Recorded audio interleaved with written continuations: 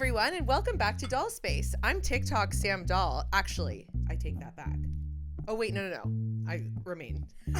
I was going to say I'm TikTok Who Sam is Doll. she? No, I was going to say I'm TikTok Sam Doll. We're TikTok's Dollspace because we blew up this week on TikTok. If any of our loyal followers happen to see, we got a little popular online. We got a little popular. Yeah. A lot popular for me. Maybe you're used to such things. This is nothing for me, but Annie's like really excited that we got almost 4 million views on one of our Silly little videos. So exciting. So thanks to all who tuned in for that, even though half of them are haters. Well, I didn't even look at the comments. I don't care to. Don't. Yeah. Well, no, it's just people that don't know that we're actually for Nara Smith. They think we're against Nara Smith because it seems like we're chirping her. So it's people being like, women coming after women. Like, what a unjust way to live your life. And it's like, actually, listen to the pod. Listen to the episode. Yeah, we love her.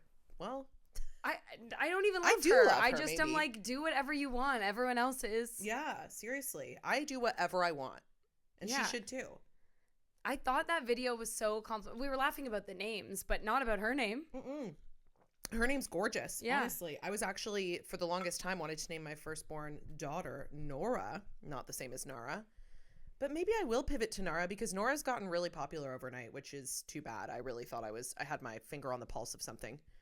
I still don't Groundbreaking. think it's that popular. I guess we'll see. I don't know. when Everybody has a daughter. Everybody's daughter's name is Nora. It's like announcing to the world, baby Nora. I only know one. All right, I know two. Yeah. Yeah, so that's too much. That's for 3 you, between the two of I us. That's guess. way too many. Do we always sit this close to each other? Yeah. I didn't move the chair. All right. Well, Maybe I'm a little bit eager. over here, but yeah, sometimes I'm like this way. Okay, I'll lean back a bit. Anyway. Wait, I had one more thing to say before we move on from the Smith family. Yeah, Lucky Blue. Who are not the people who you would think would have all of those names. I forgot to tell you that Lucky Blue and his previous partner, the one who was older than him, Yeah. their daughter's name is Gravity. So, that's all. Moving on. No. What's her middle name? Don't know. Actually, don't know. I was just saying, like, actually, it's probably would be worth knowing, but then I don't know. Okay. I could look it up. No, my phone's over there. Maybe I'll look it up. Hold on a second. Everybody hold. Do you remember when there was that like huge problem or that huge drama on TikTok with that girl? I forget her name. She might be more of like a mommy blogger type. I don't actually know that though. And she named her kid Cozy. Do you remember this? That does ring a bell. And she came on TikTok. Cozy. Okay, I'm sorry. Like, she came on TikTok fucking bawling because this other podcast called Matt and Abby or something. I'm butchering this, but there was another podcast of like parents, and they were like, "Oh, people are naming their kids crazy shit these days." Like, and then I think maybe one of them said like Cozy. So she comes on TikTok and she's sobbing. Like, she's like, "We always knew we wanted to name the baby Cozy because the baby was cozy in my stomach and like whatever." And she's bawling, and I'm like, surely this is satire. Like, there's no way she actually thinks it's and like crazy. you just have to own it. That is literally what I said because I stitched this video back then. And for the record, every baby is cozy in mommy's tummy. Hopefully, unless mommy's doing something bad, like, you know, that thing where you like get in like that extreme sport where you get in like a bubble and get kicked down a hill. I've done that. What? Like gone in a bubble and gone down a hill. Yeah. You've done that? Yeah. I can't even remember where, but I have. What? Did you pay for it? Surely this was some I was Degrassi forced. shit. Degrassi antics. No, I wish I could remember, like camp, I guess. I think there was one time where I tried 2 different times. Sorry. One where You've done this twice. Where you're like strapped, so you're going like with the ball, right? Like you're going like, whoa, like with the movement of the ball. And I've also done one where you're in a smaller ball inside so the ball is bouncing in the ball. But you're in water. Like, no, the ball's not bouncing it's suspended. Like, it's being held in the middle by the plastic, right? Okay. You get in the inner chamber with water. So, like, when it moves, you move. So, they roll the ball down the hill, but instead of being, like, strapped and going upside down, you roll with, like, the water that's going in the little thing. Is there anything enjoyable about that? Or do you have any sense of what's going on if you're in a ball within a ball with water? It was pretty fun, but it's... But, like, could you process what was happening? Or were you just like, oh, I'm in a ball. Like, this is fun because I know I'm in this ball. Yeah, it just was fun in the way that like rolling down a hill is fun. Like, I don't know that I needed all that, but probably could have just done it like the normal way. I'm just so different now. Like, there's no way I would go in such a claustrophobic area. I'm just so different now. Or let myself be like strapped and pushed down a hill. I really wish I could remember the context. I think her name is just Gravity Blue Smith. And her Instagram is Gravity Blue. Oh, and she has a fan page. And she looks quite young for a fan page, but hey. Well, yeah, I mean, he's quite young. What do you call her for short, for fun, for cute? Nothing. Grav? TT? That's fucking brutal. Avi? I don't know. Yeah, that's horrible. Blue. Yeah. Well, anyway, so that chick was mad because because she was like, what the hell? Like, don't make fun of my baby's name. Like, my baby's name is Cozy. But like the way that she was bawling as if someone like murdered her firstborn was what made it so funny. I'm like, I'm sorry. I know we're supposed to like, in the words of not me, because I'd never say this, but give grace to everybody on TikTok and like everybody that has all these like alternative lifestyles. You're allowed to laugh at them. I'm not saying like, oh, like, fuck you, you can't live like this. But am I allowed to laugh at a chick who named her kid Cozy because the baby was cozy in her stomach, who is now sobbing online? And because also you have to own it. If you name your baby something like Cozy, you have to be like, kind of want that a little bit of that attention. Like, most cases when you're naming your kid something really whack and out there, you know that that's going to bring attention, or else you wouldn't do it. Like, you want your kid to sound really unique or have a crazy name, or else you just wouldn't even bother trying to find a name that is like not at all a name. So you have to just be like, yeah, I did that on purpose. My sister, I was in LA and I went to my sister's birthday party. Where the names be wild. Where the names be wild. And I love it. I love a wild name. Yeah, nothing wrong with it. Especially when people are like, yeah. And I feel like I shouldn't even say the names of the kids on here because like they're actually people I know. But yeah, this mom has two crazy named kids, but they're really cool and like differently crazy. Like they don't really go together, but they do.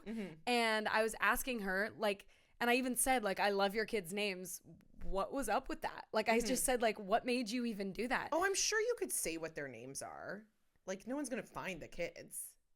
Do you think? Is that your concern, that someone's going to find the kids? I guess my concern is that like I actually know this person and like. But is it concerning if you actually do like their names? Like we're saying nice things about their names. Yeah, I guess not. Like what's the problem? Unless you were worried that someone might like be like, oh, you were on this podcast, but we're not talking badly about her. We're talking like happily about her names. How about you say them and we'll cut them How about I just say one of them? So then you don't know like. Okay, but I really want to know both. Okay, say one. Fuck it, say one. No, how about I just say it and then I'll ask my sister later if that's weird that I said it and then we can. You got to ask her tonight because we're editing for tomorrow. I will. All right, guys, you got this BTS of us discussing what the fuck we're going to do. Okay, so what are the names? Just because it's with kids. That's the only reason why I'm being like, I don't know if like some. Yeah. Anyway, the first kid is named Tuesday. I love that. I know. Okay, I love days of the week names. Yeah. Remember? You told me about this Tuesday. Okay, I think once. Remember we saw that cop when we were crossing the border. Her name was Friday. Yeah, well, on her like little badge thing on her uniform said Friday, and Sam was like, "Is your name Friday?" to like this border patrol cop, and she was like, "It's my last name."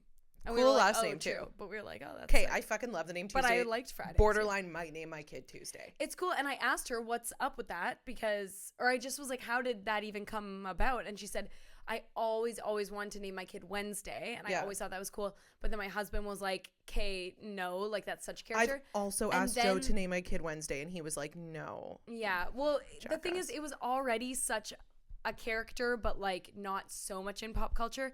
And now she's like, "I'm so glad I didn't name my kid Wednesday because obviously it's having this resurgence, and that's like kind of annoying." Yeah, but was Wednesday even a name before Wednesday in the Addams Family? I don't think so. Yeah, kind of like Wendy. It was, but kids today didn't really know about Wednesday in the Addams Family. Like now it's like such a thing. It's like you can never name your kid Alexa now. Oh yeah. Well, like you could, but like that's annoying nightmare for them, right? Like it's just one of those names that's going to be around. So anyway, she was like, I liked Tuesday, and also I was like, Tuesday is like cuter anyway. Yeah, I think so too. And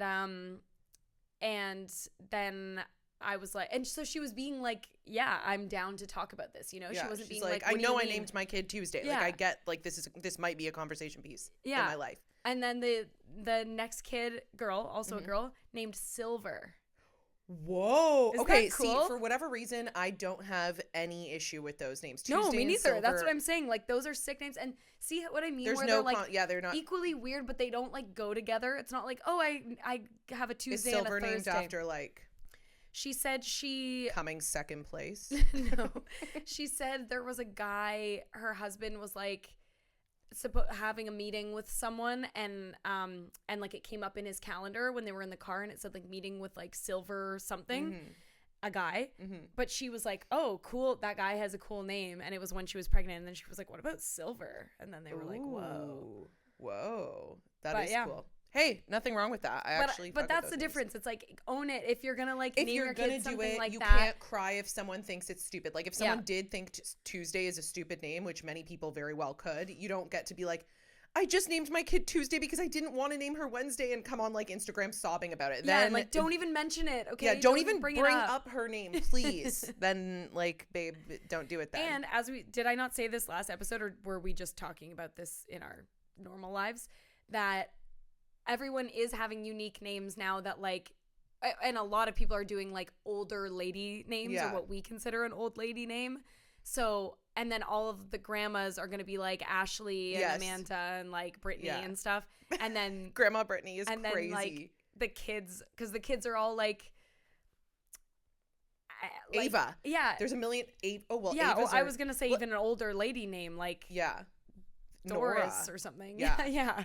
Fucking Agatha. But the next Audrey. Next gen of grandmothers is going to be like Ashley, Steph. Yes, Steph. Grandma Steph. Brittany. Nicole.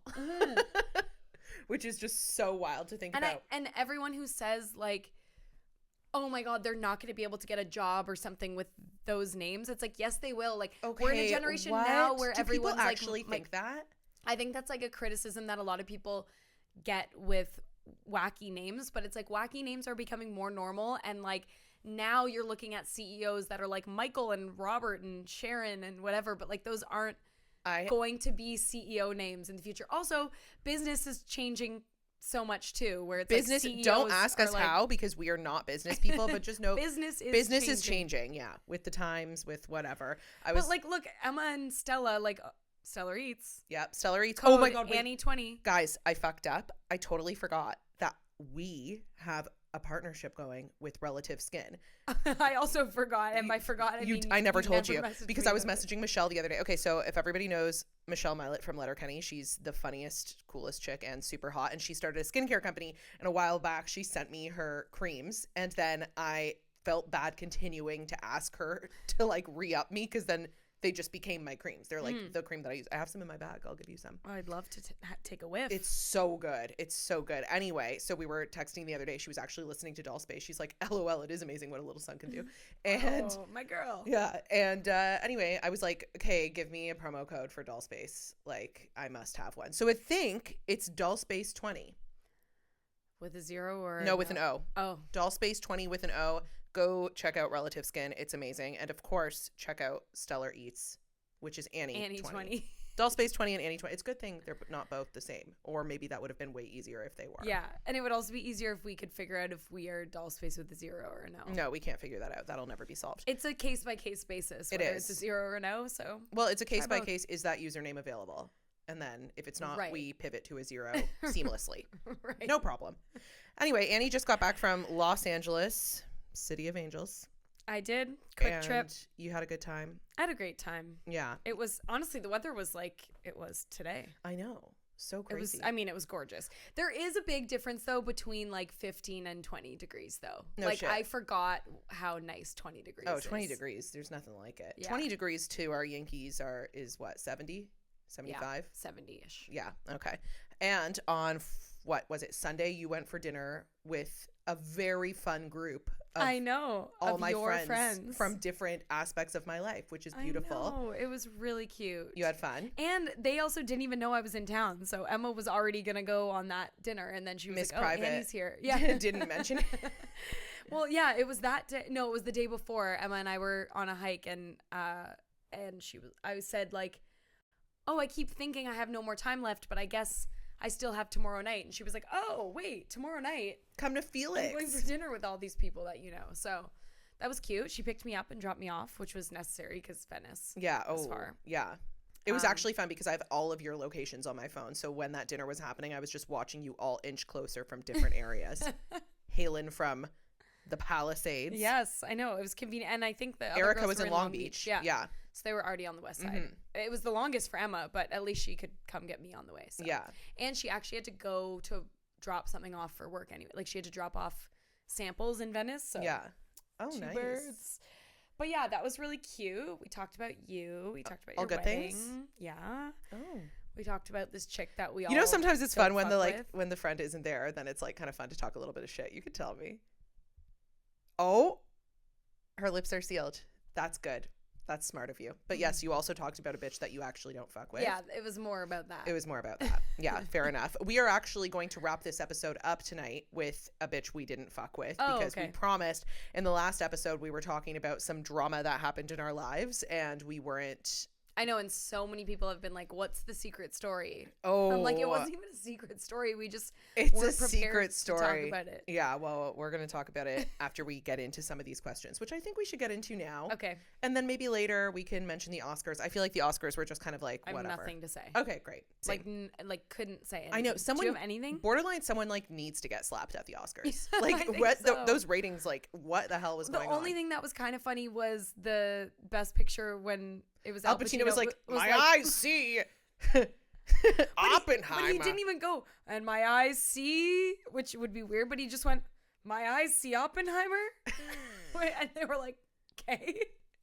And after the Moonlight La La Land thing, you can't do shit like that. You have to just be like, why do they keep getting old people to announce it? Like, I don't know. Because they're like, oh, let's get a legacy play right here. Yeah. Like someone to like whatever, Best Picture. And it's like, you know what I'm happy about, though? I will say I'm happy that Barbie did not win anything because up against those other categories, it would have been like, I feel Barbie, good movie, but slap in the face to like some of those other more serious, maybe Oscar type movies. Yeah, exactly. And like it didn't need to win for any of those. Maybe in another year, there have been years where it's up against like it just depends what the pool is. This year, the movies were really good. Right. And I actually think they would have won for like production design or costumes or something in other years. But like Poor Things was just a fucking nuts movie. Like you just weren't going to beat it with like the visuals. Yeah. So I haven't even seen it, but you haven't seen Barbie? No, Poor Things. Oh yeah. But it's just like in another year, Barbie's production design would have been like so cool. Yeah. But it was up against a lot of really big contenders, I guess. Did you like Ryan Gosling's performance? Yeah, that was fun. That was fun, honestly, because everything else was so kind of like whatever. I know. That was the best part. Like, I don't need to hear what was I made for at another award show. I know I've talked about this in another episode, but like it's like good. Glad that song has done its run. I know, great performance, and then when it was over, we were like, okay, good. And that's and that is the end of that run. But she did announce that they just finished a new album, her and Phineas. So I'm fucking excited for that. Yeah. I hope it's about that bastard Jesse. What's his name? The dude from the neighborhood that she was dating. Yeah, I don't know. Oh, fuck. I forgot his last name, too. Oh, my God. Oh, my God, guys. If you have not heard, before we get into this question, Jesse, whatever his name is, I don't know. Jesse Rutherford. Okay. First of all, he's the kid in Life or Something Like It. I just want everyone to know that. Life or Something Like It, the 2000 movie with Angelina Jolie. Okay. He's the kid in that. Don't know why. Second thing is that he released a solo thing like by Jesse Rutherford, and it's a song about Billie Eilish, and it's disgusting. Oh. Where he's like, go gaga on my goo. Yeah. Okay. I know this only from your TikTok. Yeah, it's disgusting. If you haven't heard it, please go listen to it or find it on your own time. I don't want to give it another second of mine. No. All right. Body issues, sad face. Oh. That's the subject of this. I mean, can relate. I'm a 29-year-old female living in Toronto, but that honestly doesn't matter. Okay. She gave us what we wanted. Like to know. Thanks. I wanted to picture what's happening. My question is about body issues. As I've gotten older, my body has obviously changed a lot. In my mind, I should still look like how I did when I was 19 and young and hot. But when I look in the mirror, I see myself as like a 40 pounds heavier, and I start to spiral. I'm engaged and getting married this year, and finding a wedding dress has made me feel crazy because I'm seeing myself in a dress at 29 and not 19, and my mind is just like, ew, bitch. Can relate. I guess I'm wondering if you have anything to say about growing into a woman's body and letting go of how hot I was 10 years ago. You talking to me? You talking to the right girl here, because I, fun fact, was also skinnier at 19. Not an uncommon thing. And my wedding was the heaviest I've ever been. And also after COVID, I gained 25 pounds. So I deeply relate to what you're saying. I think first of all, I think two things. One, skinnier and being 19 does not mean you're hotter. Like, I look at pictures of me at 19 and I'm like, I was going to say that. Yes, I'm skinnier and I am 19. I wouldn't consider myself like hotter than I am now. There's just like so many different ways to be hot. And secondly, I think something that like really so comparing yourself to how you looked 10 years ago is wild. Like, what's the actual problem? Do you want to lose weight, or like, do you want to, like, a 19-year-old looks like a kid. Isn't just hot because they're 19. Yeah. Like, what is actually the problem? But I would say, like, the other thing is, like, as someone that's put on a fair amount of weight, something that's like made me feel really good is looking at other, like, this sounds so dumb, but like looking at girls in media that have bodies more like mine who are hot, like Renee Rapp, for example. Sometimes I look at Renee Rapp and I'm like, oh, we have the same body, and that makes me happy. Or there's a few others that I was thinking of. Noah Cyrus, she has like a pretty curvy body. Like, not to like talk about women's bodies, blah, blah, blah. Like, you shouldn't do that, whatever. But I just feel like if you see other people that aren't twigs looking hot, it does help, where you're like, oh, I'm just this kind of hot now. Like, there's a million different ways to be hot. And seeing how they dress and like seeing certain looks on them, and you're like, oh, I could do that. Yeah. And when I also first gained weight, I feel like I was wearing like a lot of baggy clothes and like just kind of like, or trying to wear the exact same stuff as what you thought was hot when you were 19. You're like, not only is this not only was that 2011, but you're like trying to fit into your idea of hot, and then that might not be as flattering on you anymore, or it might not be flattering on you anymore, or it's just like or it's like a lot of people I feel like do this when they gain weight. They don't want to admit, or they don't want to like accept that like they have to shop differently. They're like, oh no, I'm not gonna buy bigger clothes because I'm just gonna be skinny again, and like I'm gonna get back into my size 4 or like whatever I was. And my mom always said this, like, in the past, like, because we have, like, some family members that struggle with weight issues. And it's, like, whenever they dress baggy, it always looks worse. It's almost, like, just, like, find, like, look at your body now. Look at what you have to work with and be like, oh, wait, this would look sick. Like, I started buying curved jeans from Abercrombie. Like, I honestly don't think I've ever looked better in jeans. And they're, like, 3 sizes bigger than when I was 19. But they just look better in a different way. So it's, like, find other aspects that you think are hot that don't have to do with being skinny and young, because first of all, like, being young being like a teenager is not hot in my opinion. Like, being sure, if you want to like be like, wow, like, look at when I was like 25 and I could eat whatever I wanted or whatever, but like when I think about myself as a teenager, I'm not like, oh fuck, like, no, in high school, my body was like, kid sucked, like, it was skinny but it just was like nothing. My body sucked. I was so just like skinny. And what were you eating every day? Tell him about the Coke and the every day I would have a slice of pizza, a big slice of cheese pizza, a Pepsi, and a cookie, like a huge cookie for lunch every day. And I was like a stick. And then unfortunately on Degrassi I gained a lot of weight. But it was like a mix of things, and it couldn't have just been lifestyle, because I wasn't like, I was eating whatever. I would like come home, make a full box of mac and cheese like after school before dinner. And was skinny. It was just like when she said like about growing into a woman's body, that is part of it. That is a thing, yeah. You do change, like, your body literally does change later in life, and you think like it's going to be a puberty thing, and it's not. It's like in your 20s, you get more of your like curves in your woman's body, and you just think, oh, this isn't my normal body, what it was before was, but that's not necessarily the case. Yeah. I honestly don't think, I think there is like a relative base that like women always fluctuate because like obviously like age, your metabolism slows down, different hormones, whatever. But I think there is like a little sweet spot where you'll always kind of like end up in. But yeah, I think like it's acknowledging that bodies change, like your body's going to change. And then since it's changing, what do you like about it? Like focus on what you like about it. Focus on like other people that have similar bodies to you that you think are hot. Like it's so annoying how often like we look at someone and we're like, they're hot, but like not me. And then it's like, okay, why? Oh yeah. And we also have to watch stuff all the time of like the hottest people on TV at all times. And that's like not who we're coming across all the time. No, definitely also, not. You can maybe speak to the wedding dress thing because yes. I remember you were kind of feeling like, what am I going to find for wedding dress? I don't feel like my best right now or whatever. And then when you went wedding dress shopping, you were like, holy shit, I look good in everything. Like I feel good in everything. Not only that, I was like, I cannot lose a pound. Like after I chose my wedding dress, obviously it was like I couldn't lose a pound after a certain point anyway, but like, yeah, like it turned into something different because my body was different. It turned into like, I don't know what I pictured my wedding dress being in the first place, whatever. But my wedding dress turned out to be very like curvaceous, voluptuous, big tits. Like it turned out to just be like something not what I was expecting. And when I started trying on dresses and they started all fitting in a very cool, like honestly, look at pictures of Sophia Loren. Actually, another thing that might make you feel good is there's this article I read in Vogue about like what size a lot of like old Hollywood actors were in like modern day. And it's like they're all like 8, 10, 12, like some 6. And then there's like Audrey Hepburn who was like a 00. But like other than that, like just it's also like the standard of the world we're living in. And if you're 29, you grew up Y2K, it was even worse back then. Yeah.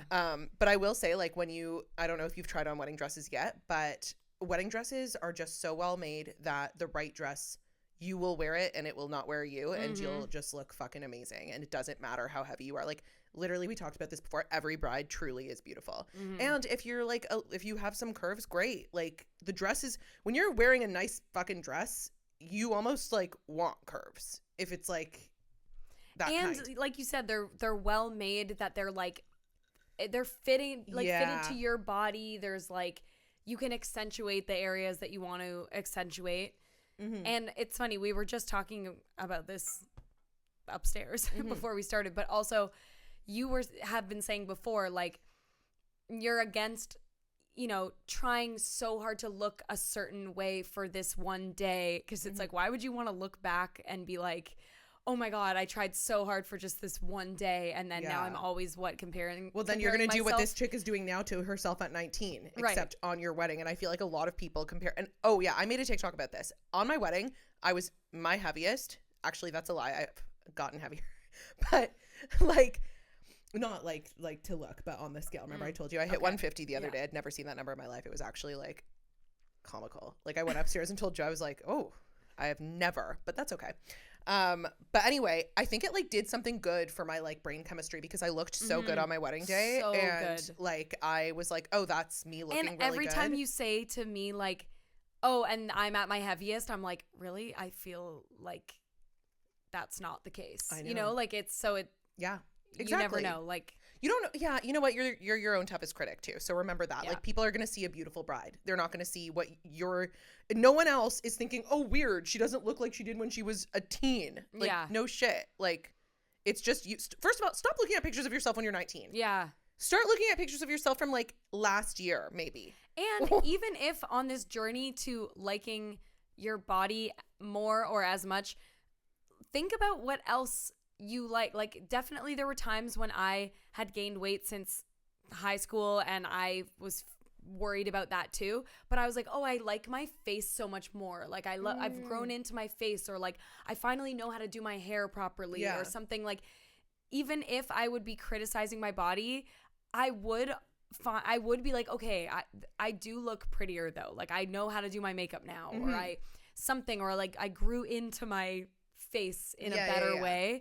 So if you're wanting to like, you're not wanting to completely drastically change your body. Like, what is better about you than you were 19? So much, I bet. Yeah. Seriously. Or say like, it's really important for me on my wedding to have like amazing skin. I'm going to put my energy towards that rather than like starving myself or, you know, changing your body. Like, don't do all that stuff for one day. Like, you're going to look pretty that day no matter what. So it's like, yeah, exactly. Focus on the things you do have control over and like want to like emphasize, I guess, but you're gonna look good. Like, it literally doesn't matter. Like, even if you have bad skin on your wedding day, like, it's like, and all also, these things are gonna inviting people that know you, so it is kind of funny to like, that if you're like worried about how you're gonna look on this one day, and it's like, well, don't these people see you every day in your life, and you're not like, oh no, my body's too bad to like go out for dinner with my friend, but it's like too bad for them to see you on your wedding the next week. It's like,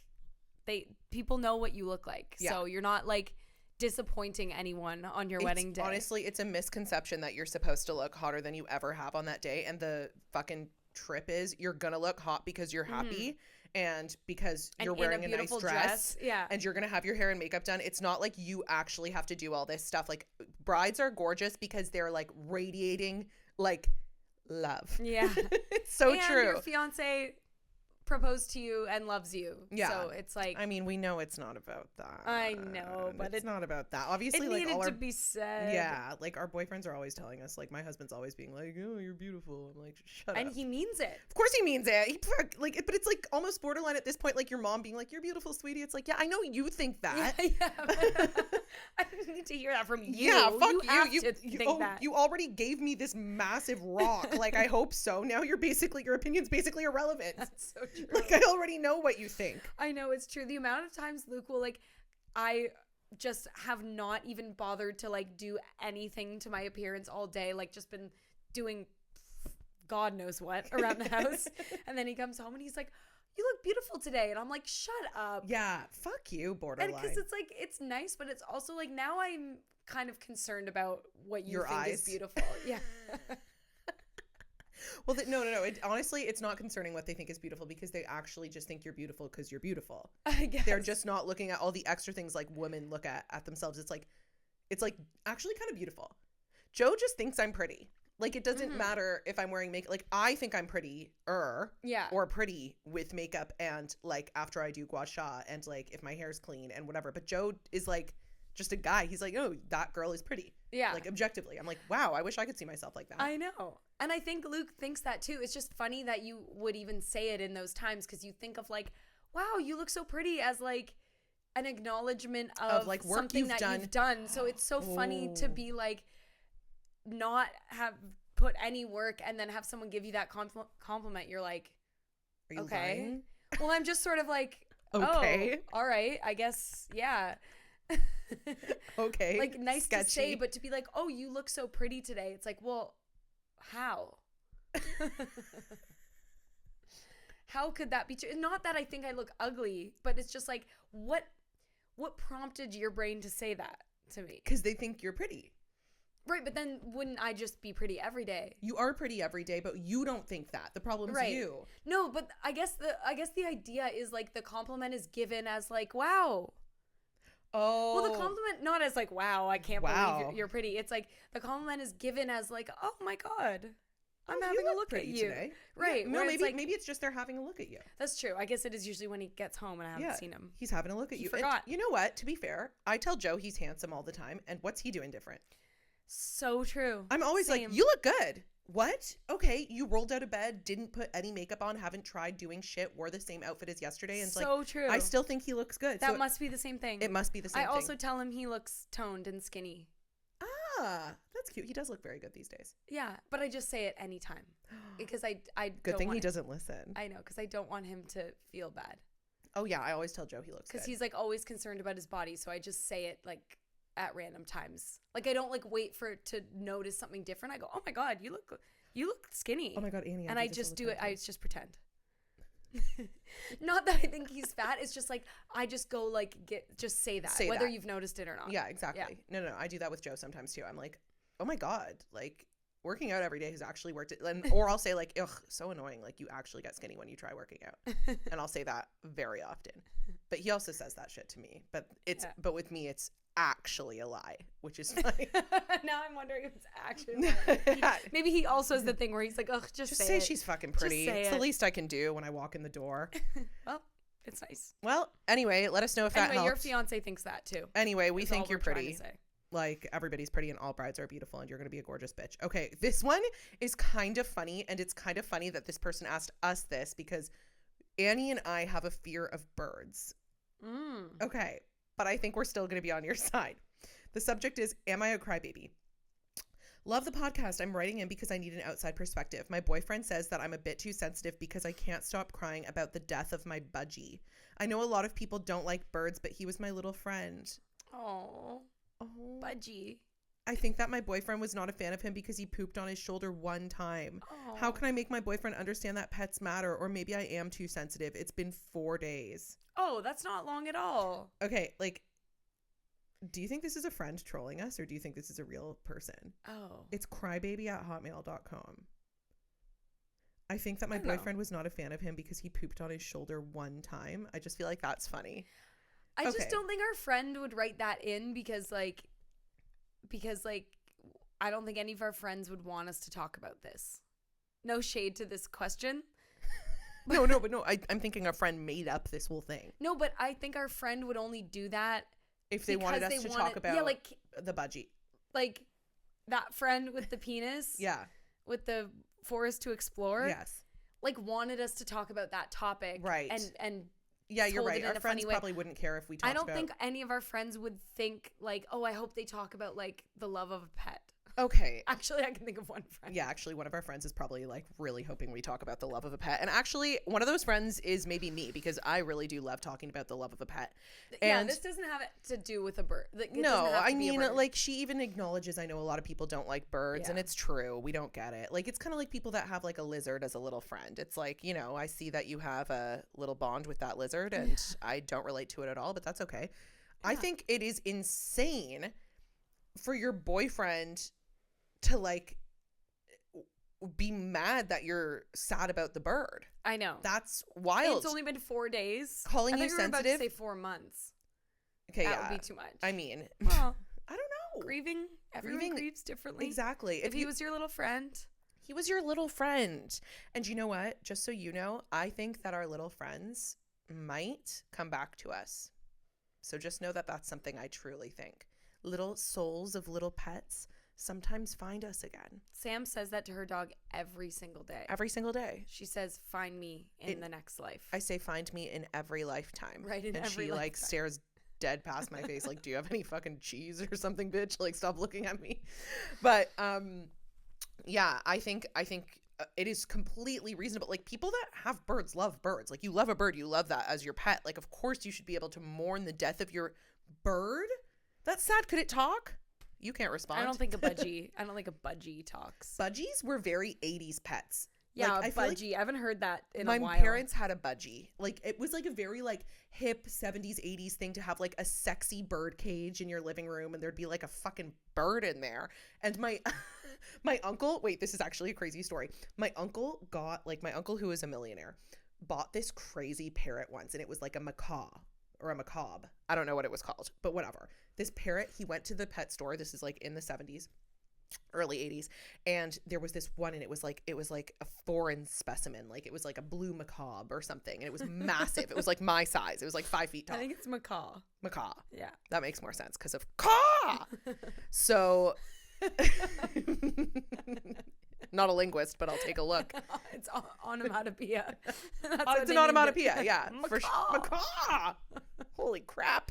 So anyway, the thing with this macaw is that it lived in a cage that was like huge because the fucking bird was massive. It was like maybe not my size, but at least toddler size. Okay. Anyway, one time he said he was cleaning the cage, and when you cleaned the cage, the bird had to go out of the cage, obviously. And while he was cleaning the cage, the bird tried to escape the house and flew into the screen door and broke its beak off.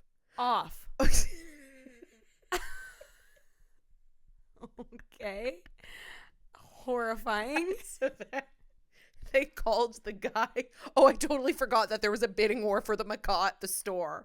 And okay. And they won the bidding war. Yeah. So then after the beak broke off, they called the guy that wanted the bidding war and said, you got to take this macaw. And he was like, happily. And thank God that macaw went to someone who cared and repaired his beak. And the macaw lived a long life. They live a long time, a macaw. Don't know for sure. But anyway, budgies I feel like are more volatile than a macaw, just based off nothing, no point of reference for this at all. But I feel like a budgie does die sooner than a macaw. That wasn't your question. Yeah. She's like, don't care. It still died. She's like, why'd you tell that irrelevant story? Well, didn't someone say to you once that you don't know the love of a pet? Or like you don't understand. You lack empathy if you don't understand the love of a pet. And now that you have a pet, because LV, Sam's dog, is her first pet. Yeah.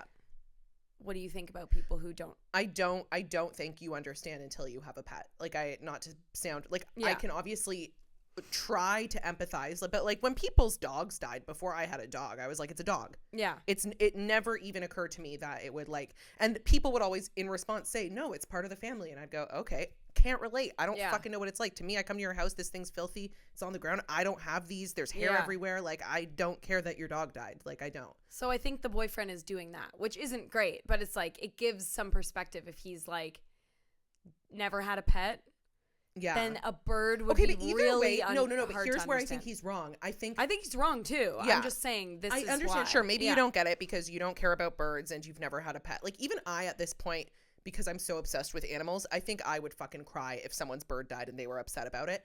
However, I think the bigger thing is like with other things, it's like if he went for like a job interview and didn't get the job, and you're like, well, I wasn't going for that job interview, so I don't get it. It's like if someone's upset about something, if your partner's upset about something, almost most of the time you don't relate. Like I don't fucking relate. Joe's like upset about something at work. I'm like, I don't even know what you fucking do. Yeah. So it comes home. So sorry. I'm so sorry. I like listen to him. I'm nodding. I'm like understanding. If he was upset about something for 2 weeks, he's got my attention. Well, even longer, obviously. I'm his wife. But like for someone to be like, you're too sensitive now. This is enough because I don't get it. It's been 4 days. Your fucking bird died. I didn't even like the bird. It's like, okay, great. You didn't like the bird and you don't get it. How can you tell me how to feel about my dead pet, you sicko? I also really don't like if your pet does one thing and then they're tainted forever. I know. She's speaking from experience because Rocket was a little bit. My cat Rocket was like kind of an asshole, but like I loved him in the way that cats are. Like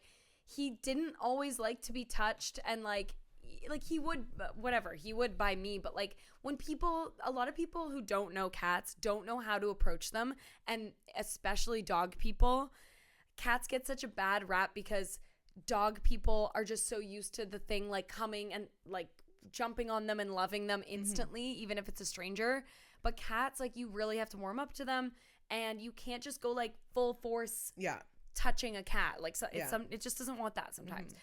And and people would like be mean about my cat because he like would scratch people sometimes or like scare them in the middle of the night because he was just like, this is my mom's bed. Like I had a boyfriend sleep over and he would like always chirp how the cat like scared him in the night. And I'm like, that cat, like from my cat's perspective, he was scared. He was like, what's this man doing next to my mother? Like at 3 a.m. I like to walk in here and jump up on her bed and cuddle with her. I know. A non-cat person though, as I am, I find cats fucking horrifying. Like they do the weirdest shit. Like you grow up in a house with a cat, you understand that.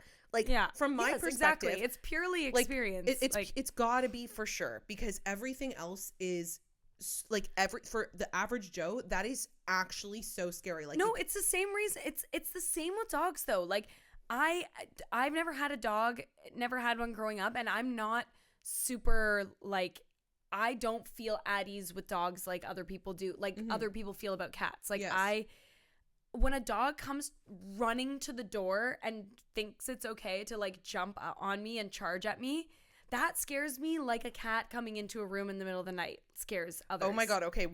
There's such different types of fear though. Like if those were horror movies, those would be two different like subgenre of horror movies. Yes. Like, the middle of a night, sleeping in a bed and just all of a sudden, boom, cat on the bed and it's staring at you. It's like meow. Like that's scary in a like horror way. A dog charging at you is scary, like, you know, like the Trojan horse. In an attack way. Yeah, like 300. Yeah. Yeah. And I don't like that. Yeah, I guess I don't like that either. But also it's with anything with what you're used to in the middle of the night. Like, obviously there could be a sound your house makes in the middle of the night that you're just used to, and someone sleeping over would be like, what the fuck? Like, like, of course, if you have a cat and you know that a cat lives in your house and likes to like come in the night, that's never going to be scary to you. Just like your dog coming and charging at you is not scary to you. That's your fucking dog. So it's like, it's similar. I totally get how like cats do weird shit. Like they hide. They want to pop out. They want to fucking hit you in the head. They want to scratch you sometimes for no reason. Yeah, cats are for sure obvious. This is not like an unknown thing. Cats are diabolical. Like they like doing weird. They're obsessed with being sneaky bitches. For sure. I'm just arguing for the idea is that you get to know your pet no matter what it is right? Like, I'm not scared of my cat even when it's doing creepy shit because that's my cat and I know him well. Same with like your dog. Well, this is irrelevant. We shouldn't even be using your dog as an your dog is my dog an perfect angel and never scares me once and is a cat basically. So, yeah, my dog's a cat. My dog's like, a Shiba Inu. Let's use my in-laws' dogs. Oh yeah, 2 lovely labs, but like they're lit. I'm scared of them. Like. They never done anything to me, but they're too lit. They're 90 pounds. They just come full force. They rile each other up. They could knock me over. They do end up scratching me because they are so excited. Like, it's just, I'm like, fuck that. That's like a situation I dread. Yeah. Being greeted by these fucking labs. But I'm getting to know them, so it's fine. Yeah. But when the labs come up to them, they're not scared of them. They're not put off by that because that's their dog. It's like borderline at this point. You shouldn't be scared of them either. You're less scared of them now. It's not like I'm scared where I think I'm going to get bitten, but the chaos Didn't one of them bite your ass recently? Yeah, actually. But like the little like puppy like nip kind of thing. It was just funny. I was just like, Nelly, you bit me. You bit my ass. You bit my ass. But no, but like I need to go up on a couch when they come in because I just don't like the chaos of the running around. Like I need to wait for them to calm down. Yeah. Because I just don't want a dog to fucking touch me. Well, no. It's okay if they touch me. I don't want them to run at full speed and then end up touching me. Okay, yeah. You don't want them to body check you. And lick and jump and scratch. Yeah. And yeah. It's an overwhelming experience. It's overwhelming, yeah. Yes. And especially with big dogs, which I have never had to deal with. Although when I go to Luke's parents' house, I greet those dogs with absolute glee. Yeah, exactly. Oh, fuck. So exciting. And I think when I get a dog, that will change because I'll get comfortable with the concept of a dog. How happy they are to see you. Unfortunately, in my cat situation, not a lot of people had cats who were like chirping my cat, so they thought it was just my cat, and it's like, no, you just don't understand that you can't approach a cat like a dog. And so my cat like punched our friend in the face one time. Was it me? No, Liz. No. Liz, yeah. And I mean, and it was funny. Like Liz is a cat person also, so like it's fine. I don't think she wasn't she didn't care. No, but it was like it became like a red A on Rocket's little chest. Oh, I think that was me. It was definitely me. I know. Yeah, I was like, what the hell? This is all to say that a budgie pooping on your boyfriend's shoulder once, I feel bad that budgie was seen as like a little menace. Yeah. For like, also, he was probably scared. Yeah. Yeah, what if and he was same with Rocket. Spooked? Like, if someone puts their face in his face and he didn't want that and he paws your face out of the way, that's just an animal saying, too close, please. Get out of my bubble. Yeah, get the heck out of here. You know what? Rocket did have resting bitch face. Oh, yeah. I mean, separately, he was kind of a dick. But that's not the point. That's not what we're talking about here. In conclusion, I think... Oh, my phone's frozen. In conclusion, I think that, yeah, obviously, you're not being a crybaby. Your pet died. Like, are you serious? Like, this guy should... You know what? You should find an example of something that he cares about that you don't relate to and say, just so you know...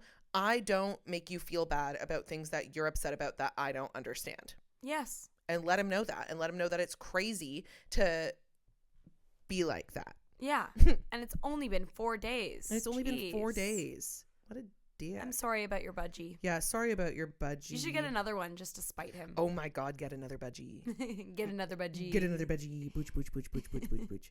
Okay, this will be the last one, and it's a bit of a novella, but I'm going to maybe paraphrase as I go. And here it is. Ready? I can't stand my boyfriend's mom. Help. Ooh, I love that. Hi, Sam and Annie. I love listening to the pod and hearing your advice. I'm wondering what your take is on an overbearing mother-in-law, in this case, my long-term boyfriend's mom. It would take me all day to explain the off-putting things she has said to me. The coddling behavior of her son, I'm 24, my boyfriend is 27 and has 2 older sisters, and complete lack of boundaries. She completely babies him, constantly calls him my perfect little boy. Oh. Literally, yuck. Am I cold for thinking that, or is that valid? Okay, let's just pause right there and say that is disgusting. Yeah. And that's just like the worst possible dynamic. Like, you want your boyfriend's mom to like be on your side. Yeah, like him, but like chirp him. Yeah, obviously. Not think everything he does is perfect. That's like probably one of the worst dynamics you could have. And other than her like actively hating him. Yeah. That's okay. Anyway. And tells me things like, make sure to vacuum his room because she bought him a new rug. He is perfectly capable himself, and God. I have my own apartment. And since he is in grad school right now, that you should pay for dinner if you want to go out since you're the one working right now. He also works on the weekends and orders like double the amount of food I do. I work full time and have been working since I was like 12 to help out my family. The rest of his family seems to understand that she has some issues and is very strange acting person who acts like she literally just landed on Earth and doesn't know how to do anything. Oh my God. It's funny until you're living with it. She has been showing up unannounced, inviting herself more and more to my boyfriend's house when we are just hanging out together, including showing up for dinner at his house when we are cooking. She lived fairly close, but recently moved further away, yet she seems to be lingering around the neighborhood, which is a whole other thing. Just last night, him and I were going out to grab a quick drink with one of his friends, and when I got there, he told me his mom called and invited herself to come. But he was happy about this and said he wanted to see her and he had not seen her in a while. In brackets, he saw her 5 days ago and every weekend before that for the past month. Even though I had just talked to him the week before about the need for setting boundaries with her, which he has shown himself to be incapable of doing so far, I was pissed and so upset because she is draining to be around and makes me feel a wide range of unpleasant emotions. I could not believe she would invite herself to come. Who the fuck does that, especially a parent? And then, of course, his mom dominated the conversation and directed all the questions to my boyfriend, said rude shit, dotes on my boyfriend, and orders way too many drinks for herself. And when we were going for like 1 beer originally. I was pissed afterwards, and my boyfriend chalks this up to, I don't like his family and I should want him to have a good relationship with them. ... Is this a difference that will get worse with time? I literally cannot bear it. I almost left when I heard she was coming. I have a great relationship with my family and we have some really hard times, so it's very unconventional but very loving. It honestly makes me so turned off from him when his mom is around, and I'm not sure if he will ever listen to me about how she makes me feel. He thinks she's funny, doesn't seem to get how rude and infantilizing her behavior is, and just like plain dumb in a way that isn't even funny but concerning, honestly. I've explained to him that separate from her as a person, I am not comfortable with these overbearing constant family dynamics and no boundaries. Even if she was awesome to be around, it would be far too often with no boundaries. I really like his dad and sisters, and they do not act like this. His parents have been divorced for a long time, so have mine. So the issue just stays with her. Help. Can I work on this and give him time to grow, or is this going to be a long-term deal breaker? I feel solid about the rest of our relationship and love him, so the last thing I'd want is to not be together, but this is so stressful and such a divide. Holy shit. Oh my God. Yikes. I don't think that's gonna get better. And when you have kids, if you have kids, like, that's gonna be so much worse. Yeah, I don't know if I could do that. Oh no, I couldn't do it. Definitely I wouldn't be able to do that. Well, the him being like, what are you talking about? Like, you can deal with a mother-in-law like that if your husband or your boyfriend is also like, oh, my mom, like, yeah, you know, like if you can be a team together and sort of recognize, like, even if you're still seeing her a lot and whatever, at least you feel like, okay, we're in the same reality, right, where this woman is being crazy. Mm-hmm. Then it's annoying to deal with, but you don't feel like you are being like cast aside and that you're like just living in this alternate reality where this woman isn't being nuts to you. Right. I think, yeah, I completely agree. I don't think this is something that'll get better. Absolutely not. I think the only adjustment you can make that will help you like be in this relationship is to get him on your side. Or vocalize to him, like, maybe you've been too polite before, but if it's getting to a point where it's like, this is a deal breaker, then you have nothing to lose. True. And saying to him, like, listen, like, this is getting to a point, like, I don't think you understand, and I'm not the only person seeing this. Like, I don't know. Like, maybe you could talk to his sisters. He has 2 sisters. Maybe you could talk to his sisters about it and ask them for advice, because if they see it as well, maybe they'll know how to handle it and broach it with him better. But yeah, like, obviously that behavior is fucking insane. Don't tell me to fucking vacuum my boyfriend's floor. God. Like, my in-laws are on my team. They're like, Joe better be good to you. I'm like, yeah, he is. Thank you. Luke's mom said that because we like heard this story about someone we know who like cheated on his wife, and he has 2 young kids. What? Oh, tell me later. Okay, I'll tell you later. Do I know? Yeah, I think you know. I think you know the story already and are forgetting who I'm talking about. But, all right. And like moved out, and they only got married kind of recently, and they have 2 young kids and whatever. And so we were talking about this story because Luke's mom knows the people too and knows his parents, and Luke's mom's like, I would never speak to you again, to Luke. Like, she's like, the way I would be immediately on your side being Annie. that is a normal woman right there. Like, you cannot fucking cheat on the mother of your children who has done nothing wrong to you, who we all love, without getting in trouble. Yeah, with your own mom. Oh yeah, Sonia would kill Joe. She says that all the time. She's like, if Joe ever did anything stupid like that, I'd kill him. Yeah. Obviously. That's the kind of energy that you need. And that seems like kind of common. Although, no, I have heard of, and I have dated one person where it was like mommy's little boy, perfect angel. Ugh, disgusting. And it is tough.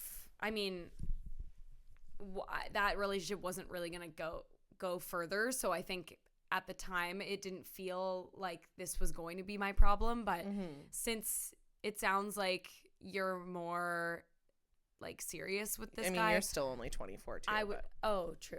But it sounds like, well, she wants to be serious with him. I would be flashing forward to if I'm going to have a family with this guy. Oh my God. And having an overbearing mother about her boy. Imagine about her grandkid. Oh my God. Imagine you have some more boys. Imagine you end up with 2 boys and she's like, these are my little growing boys. These are my proud boys. Not proud boys. Yeah, like proud boys. I don't know. Like, I think that's fucking disgusting. I think, clearly you need to get the boyfriend on your side. It's the only way. The good thing is that that the family's divorced, though. That she said, like, the mom seems to be this standalone thing. Yes, because but it doesn't matter. The whole family. No, it still sucks. But like when she said that, I was like, okay, so the dad and the sisters are normal. I'm saying, it's not like talk a whole to family the dad and sister. She's normal. Yeah, that's what I'm saying. Talk to them and see if like you can fucking figure something out. Like, you cannot have, exactly like she said, you cannot have your mother-in-law dropping by your house whenever the fuck she wants, inviting herself out for drinks. Like, you're a parent. Understand that. Like, there are very healthy and normal ways to hang out with your parents. I have drinks with my parents all the time. And my family is extremely close, and we do have a drop-in lifestyle like our whole lives because we live on the same street as all our cousins, whatever. My dad would never drop into my condo without invite, like, never mind weekly. Like, it would never happen. Like, he would call and ask and be like, no problem. Like, I'm not fucking inviting myself out for drinks with you. Right. But also, you know what the other thing is too? These kind of like, obviously the mom isn't just all sweet, right? She probably guilt trips her son. Who the fuck knows, right? And that kind of relationship makes the kid, your boyfriend, live in this delusion where he thinks he hasn't seen his mom in a while. And it's been 5 days. Like, she's making him think that. So that's an even bigger problem. Like, he has some other like whatever guilt thing with his mom where he's like, oh, she says she hasn't seen, because you know what? My parents will do this sometimes too, because my parents are like, again, extremely Greek and close and whatever. And sometimes they'll say to me, they'll say like, oh my God, we haven't seen you forever. Like, aren't you going to stay? Like, we haven't seen you for a while. And it'll be like, I had seen them like literally. Week. Yeah. Oh yeah. Or earlier. And I'm like, this is insane. And I would start to, and then my parents kind of fell off that, but my aunt and my baba are really like that. My baba will be like, I never see you. And I'm like, I literally come and see you every 2 weeks. Yeah. Like, what are you talking about? I remember that with phone calls too. Like, your mom would be like, oh my God, well, you never pick up your phone. And you're like, Do you understand? I talk to you guys every single day on the phone. I know. Like, no, a lot of kids don't do that. Oh my god. My mom, everybody loves to tell me that I never pick up the phone. Yeah. Well, sometimes. And you're like, really? Why am I always on the phone? It's crazy. I feel like I'm literally, and you know what's annoying too? My parents won't communicate. So like they'll be in Florida and they'll want to call me to catch up. And they are together. They've been together since they were fucking 15. And my mom will call me, debrief. Okay, cool. I'll hang up. 2 seconds later, my dad calls me. I'm like, hello? What's going on? Like, I'm like, I just talked to mom for an hour. He's like, well, you didn't talk to me. I'm like, wait, I have to do this twice? You guys live together. Put me on speaker. Yeah, like what? And then I'll talk to him for like an hour, tell him the same shit, except it's like way more like disjointed because my dad has ADD. So he's like, yeah. I'm like, okay, you called me. And then like sometimes Joe literally dies laughing. Like it'll be like my baba calls, Samantha, next week when you come, I'm going to order a cheesecake. Hang up. My aunt calls. So Baba's ordering you a cheesecake next week. So make sure you let me know what time you're coming, eh? Because like whatever. And then I'm like, oh my god, like this family speak to each other. What the fuck is going on? You all live together too. Like, why are you all calling me? Anyway, I digress. The reason I bring this up is because for a while I was getting guilt tripped into thinking I actually wasn't talking to these people enough. None of my friends were talking to their parents as much as I talked to my parents. And given I still talk to my parents a lot. Like obviously I talk to my parents every day. But anyway, my mom like does the opposite. She'll like I talk to them a lot, the time but she like didn't I say call, happy birthday. Remember, she didn't want to bother you. That's the thing. My mom always thinks she's bothering me, and it's like me and my sister laugh so hard. We're like, we just won't pick up. Like, don't you know that we are in control of whether we pick up the phone? So like, you don't have to do all the pre-work thinking, oh, they're probably doing this by this time. It's like, why don't you just try? Yeah. And guess what? If I'm doing that, I won't pick up. Oh my god. And I'll call you back. But she usually will be like, I'll answer the phone. She'll go, hi, sorry. Like already apologizing for calling. I'm like, no worries. I'm not doing anything. Like that's so funny. Whereas, but she said she's triggered from her mom guilting her. So she's like, I want to do the opposite. I'm going the other way. Like I don't want to bother my kids so much because I remember how annoying it would be when I would like always feel that for my mom. Yeah. But I'm like, okay, you are going too far. Like we want to talk to you. Like, you don't. We like don't you. Worry. And like I have caller ID, so I'll just not pick up if I don't. Oh my god! And if I don't pick up, like my dad will be like, oh, where were you? I'm like, the gym. I don't know. Other stuff. Else, yeah. He's like, oh, you never pick up. I'm like, no, you called today at one time and there's a million things I could be doing in a day and I didn't answer this one time and you're like, you never pick up. I'm like, I was at the gym. I was in the shower. I don't know. I was fucking my husband. What do you want? Like, busy. Anything. Seriously. Anyway, this is all to say that your boyfriend might be in a mental prison of his mother's design where he actually believes that he's not chilling with her enough. And it's really frustrating. I'd venture to say he's like for sure in a mental prison of his mother's design. It seems like his mother Most of us are. Yes. And if his mother is not, normal and just, as you said, got placed on earth and doesn't know how to act like a human being, that is her offspring, and there is definitely effects to that your boyfriend has. So it is your problem because you're dating someone that is a direct result of that behavior, who is evidently brainwashed and feels guilty when he doesn't see her once a week. So and with the vacuuming thing, like that is one example of something that is going to be like, oh well, she should be doing this for you, or she should like, yo babe, you're gonna get back from the like delivery room and she's gonna be like, oh my god, like he has to go to work, like you have to do this make and this. His lunch or something. Like this is when you guys aren't even living together. She's making these comments. I don't know, I would be like looking down at my life in the future and being like, I would be looking at that being like, I see why his dad didn't want to put up with this chick, because she was probably saying weird gender role shit like that to him, like, hey, fucking make me a sandwich, vacuum, I don't know, like, I don't know. I think that's insane. She's clearly insane. And if you can't win him over, or you can't like get him to see that in a like delicate way, then I'm not going to say you should leave him, but you should leave him. That will make your life a living hell. Yeah. Or if you stay, you have to accept that this is what it is and not think it's going to change. Yeah, I think that's what's going to stress you out. Mm-hmm. If you decide like this relationship is worth it, you have to say it's worth it with all of these things. Yes. Not because I mean, ideally the boyfriend would shift a little bit, even like that vacuuming comment, like that is something that's like, okay, you want to invite her out for drinks, you haven't seen her in 5 days, whatever. But the vacuuming comment, you should be saying to your mom, like, don't fucking tell my girlfriend what to do, first of all. Secondly, no, she doesn't need to vacuum my own carpet. Yeah. And also, I think if you maybe have it a bit worse than others, because people who might have this relationship don't necessarily live close to the parent. Like, that's the other thing. It sounds like she lives nearby or is like hanging out in the neighborhood, which is odd. Mm-hmm. And a lot of people who have a tough relationship with their mothers-in-law that I know at least can like live somewhere else. So I don't know, maybe if you are planning a future with this guy, is there a world where you guys could live somewhere else? Like, I'm not sure where you live, but like some distance I feel like would really help that dropping in and stuff. I mean, her personality is her personality, and it sounds like she's going to come for a visit, but it might help the concentration of these events happening. Yeah. Back to or back. At least, yeah, like at a. It seems crazy to be like move away from your mother-in-law, but just if you're looking at your life together, like, is that even on the table, or or do you live in the kind of place where it's like, no, we've wanted to live here forever? Because then you will have this situation forever. Yeah. Bottom line, this is going to be a problem for life. Hope that helps. Sorry. All right, let's wrap this up by talking about this funny thing that happened in mine and Annie's life that we were going to talk about last episode and we didn't. Okay. Basically, I don't know if you guys have ever had this. Well, okay, everybody's had this. Everybody has had, over the course of your life, someone in your friend group dates someone that is... Doesn't vibe. Great. That was good, Annie. Let's be tactful. Yeah.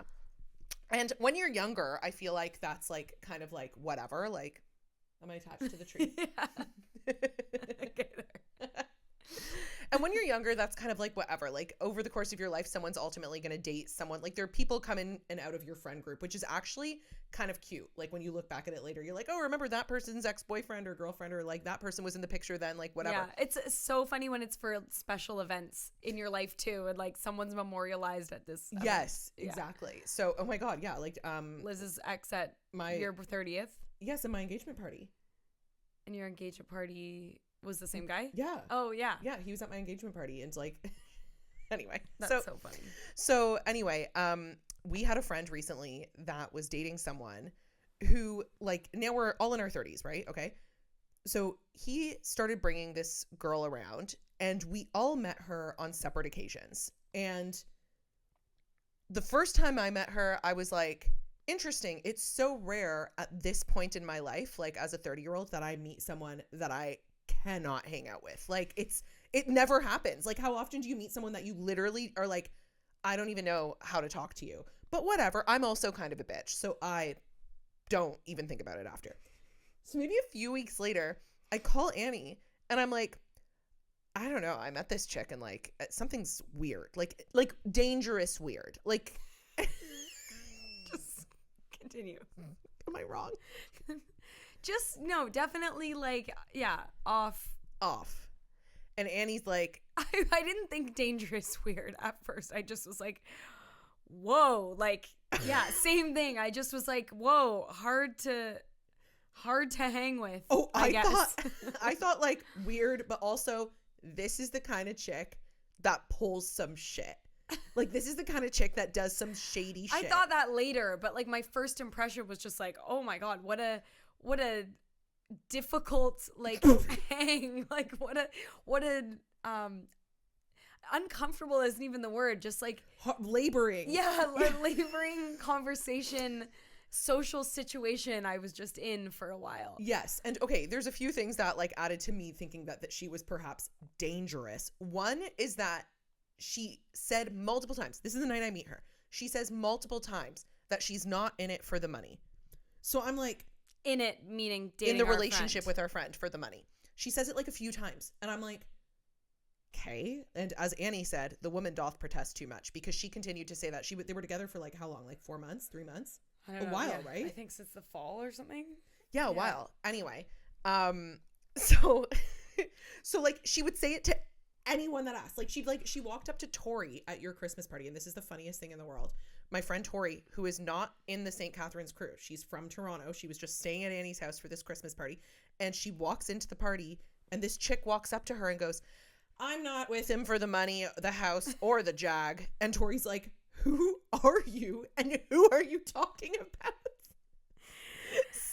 It was a lot of like details. Yeah, details where you're like, okay, I didn't ask, but now I'm like stapled to this chair, like listening to you. And and yeah, wait, should we say the thing about how she always brought up his? Yeah, just like she just would tell intimate details about their sex life. Like, yeah, corner us at parties. So and like people who just met her, you don't know our relationship with him, and I like was not that tight with him, so it was like really weird. Like she was being like, oh, don't worry, I'm gonna take care of him till the day I die. And I'm like, yeah, okay, I kind of just became friends with this guy. Like, all right. Yeah, this is like our husband's friend, like from here, like from St. Catharines. I feel like we didn't need to say that. And he's the nicest guy, and we really need to find him someone normal. I know, he's so sweet. He's so nice and like so cute and epic. He was actually in my wedding party. Okay. Oh. You had 3 people, you fucking idiot. And one of them is mine. They don't know what yours looks like. Yes, they do. Oh, okay. Well, they're gonna know. They're gonna go stalk Annie's Instagram. Anyway, so whatever. So it didn't really matter at first. It was more just like laboring conversations with this chick who kept telling us how much stories over and over again, like how much she loved hockey. And the thing was, this friend of ours would come to these parties and all the girls would hang out together and the guys would be, you know, like shooting pool and doing whatever they do. So she'd come chill with us. So I don't even think he knew, and I know for a fact at this point that he did not know how annoying she was, because he wouldn't even chill with her at the parties. We would. And she'd just tell us the same stories over and over to the point where it got... And just take, like, commandeer every conversation. Yeah. And it got really... She would, like, say, like... And she always got fucking blackout drunk. That was the other thing. So it was, like, in your 30s, I don't know if you know this, it's rare. It's not, like, a teenager, like, party where, like, there's gonna be someone that's fucked like that. Up. It's, like, ridiculous. It's like, it was like sticking out like a sore thumb. This chick would show up and we'd all be just chatting, having drinks, whatever, and she'd get teenager wasted, like slurring, not, and then just repeating the same stories to it, like intolerable borderline. We're like, oh my God, like it's also it's like funny, hanging out with like a fucking drunk kid. It's like, also funny at this age, like the pick me behavior sort of like changes as you get older or like in different scenarios, and it was such a familiar thing in your 20s of like trying to impress the guys, some random girl there that's just like talking about sports to the dudes, and like, I'm like, wait, but do you understand all these guys are married, like, to us? Like, yeah, like who are you trying to will? Like who I get at a high school party when you're trying to be like, oh, I'm that chick that like knows stuff about hockey, or like that like is one of the guys, but like my husband is actually just trying to watch the hockey game and is like, he doesn't care how much you know about, like, the Bruins. He doesn't want to hear about this random chick liking hockey. He's like, cool, I'm engaged and I also want to be watching the game, so please stop talking to me. Oh my God. Yeah. So she would just repeat the same stories about hockey players. And at first, the first time she told me that story, because there was one story that she just kept telling over and over and over again. And the first time she told it to me, I didn't even understand the punchline. I was like, wait, was this story for me? Like, yeah. I didn't get it either. You just said this to hear your own voice, because you said, do you watch hockey? I'm like, passively. It's on the TV. I don't know what the hell's going on. Also, the story that she told was about like a different hockey team. Like, it wasn't even about the Leafs. So I'm like, okay, well, I definitely don't know now what you're talking about. Yeah, the punchline was about some player, and it was like, I hope like freaking, you know, Dostoevsky's got his and then she looks at us. I'm like, am I supposed to laugh? Who are you talking about? Am I supposed to know who that is? Who the hell is that? I don't know what he's known for. Yeah, and then we watched her tell that same story to our boyfriends, and then again to other people's like, I swear to God, in the short time we knew this girl, it's also funny that we met her different nights, like, and never talked about it till later. And then we both kind of made a comment being like, oh, well, this chick, and we were like, okay, wait, how have we not spoken about this? And then we started comparing notes, and we were like, oh, she told us both the exact same story. Yes, exactly. We met different nights, and she told us both the exact same stories, told us both intimate details about this guy, told us both that she wasn't in it for the money. She was a walking red flag. I mean, any girl could see it. Like, you know, like, whatever. And anyway, there was this one other night that was so funny at your Christmas party again, which was hilarious. Oh, wait, maybe it wasn't. No, whatever. Maybe it was that night. And I was talking to another girl who was talking about Botox. and she was saying, she's a nurse, so she was talking about like, oh, like I'm never gonna keep hitting this tree. She's like, I'm never gonna go without Botox or whatever. And I was like, oh, I still haven't gotten Botox yet, but like whatever, it is what it is. And this girl, like the girlfriend, comes up to me and goes, but you look old. Like you're like my sister. You look older than you are. I was just like, luckily I don't give a fuck, but I'm like, she was hammered too, so she's like, but you look old, like you're someone that like looks old, like my sister looks old too. And like everybody, and no one at my work, no one knows how old I am. Everybody thinks I'm like, people can't even believe I've graduated school. And I was like, cool, we were talking about something else actually, not about how old I look and how young you look. What? Anyway, so it just got to a point. For the record, she didn't look young. It had to be said. Yeah, while we're measuring, she looked a little. You know what? She looked worn. It's not like she didn't look young. It's like she looked like she drank a lot, because she did. So that's a different look. Maybe she could redeem that if she just like chilled out on her lifestyle a little bit. But anyway, so my wedding was fast approaching, and we're like, do we give this guy a +1? But like, he's in the wedding party, right? Like, we're giving him a +1, whatever. But like, we only met her a handful of times, and the handful of times I met her, I was like, oh. But at the same time, bring her along. Like, that's actually kind of jokes. So she comes to my wedding. At my wedding, that girl, I saw her talking to uncles that I haven't spoken to in a year. Like, she was so lit. She was fucking, like, it's honestly kind of funny. Like, then you know what? I'll give her that. She's friendly. She will go up to whoever, like, she will chat to whoever, which I will give her that. Oh my God. She was outside. I was outside smoking with my dad, and she came off. She started hanging off my dad. Like, what are you doing, girl? Like, she was. That's the other thing, though. She was very close. She was very touchy and very worst close quality, talker, which I don't like. Well, that's just a drunk chick thing. Like, yeah, no, even when she was sober, she talked. You've met her sober? Yeah, I've been there at like the beginning of a party. The first time I met her actually was like just a chill hang. Like, we were drinking, but like it was the beginning. You know what the thing was? This is why I was always torn about it, because I was like, she's really nice. Like, yeah.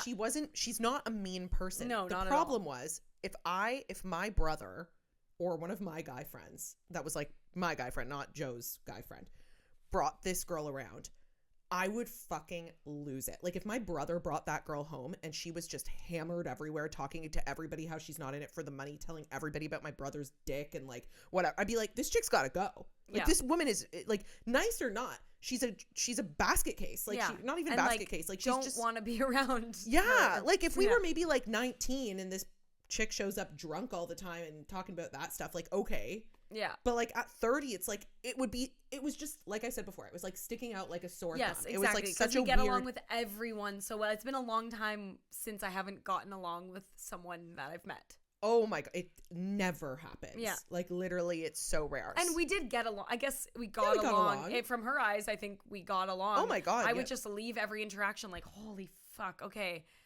Can't do that again. Yeah. Like, Annie really had enough. Annie was like, well, I guess I just saw her more. You saw her more because you live here. I was kind of like, oh, that was silly, and then just like, and it got to the point where my wedding's coming up, and I was like, I can't do that. Sam, that was nice that Sam looked at it as like, sure, bring her along. And I mean, I had heard that maybe she was on the outs soon anyway. Yeah. So I was like, can she just not be at my wedding like that?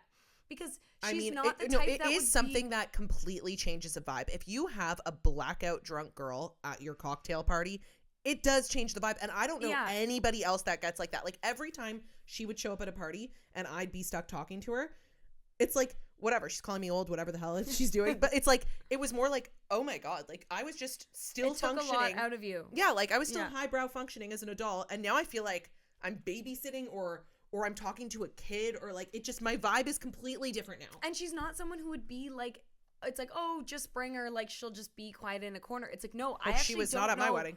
Who in my family she's going to talk to. I don't know what she's going to be like.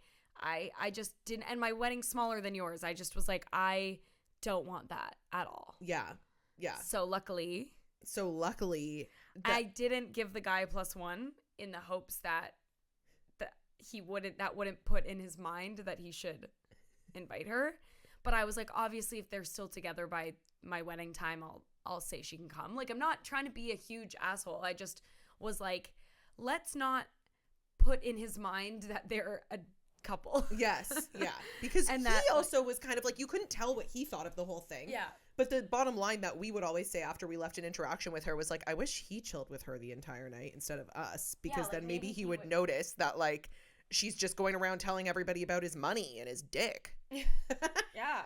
And we didn't know if we should say something because per our advice a few episodes ago, we don't think that you can just like say don't date this person. Yeah, the reason we're actually telling this story is because it was such an interesting time where it's so rare that like you actually feel like maybe you should get involved. But after talking to this girl for a while and hearing her say things like, I'm gonna take care of him till I die, I've never met a man like this, like, and also it's worth noting she got out of a 3-year relationship a month before she met this guy.